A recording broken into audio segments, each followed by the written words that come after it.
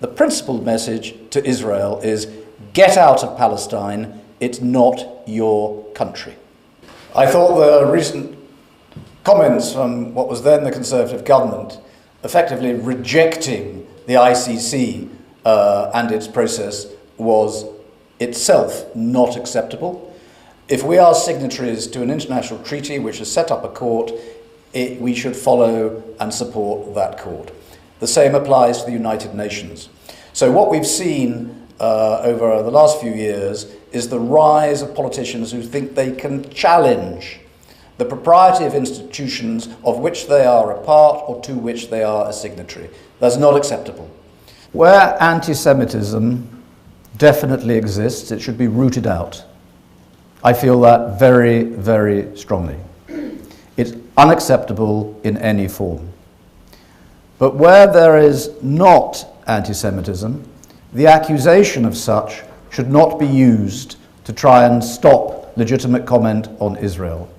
And we all know there is a difficulty of the conflation between domestic Jewish opinion, or what people claim to be Jewish opinion, and the conduct and defense of Israel. The two, in large part, are separate and should remain so. And so, what I sometimes call abuse Semitism is where an unjustified accusation of anti-Semitism is used to bully or silence is not acceptable. So there are some equal and opposite forces in play here. I think that unjustified accusations of anti-Semitism used for other purposes is very damaging to the Jewish community. And I find that upsetting, and I think it is really very worrying. It's not in their interests. And I think that some of those who claim to be the voice of the Jewish community are particularly extreme and do not represent the Jewish community, where I think we should be supporting moderate Israelis and moderate Palestinians, and those who are the vast majority in this country who go about their daily business as Jewish people, not feeling the same sort of aggressive sentiments as those who keep on releasing aggressive press releases. I'm in a minority because most people don't dare, because they'd rather have an easy life.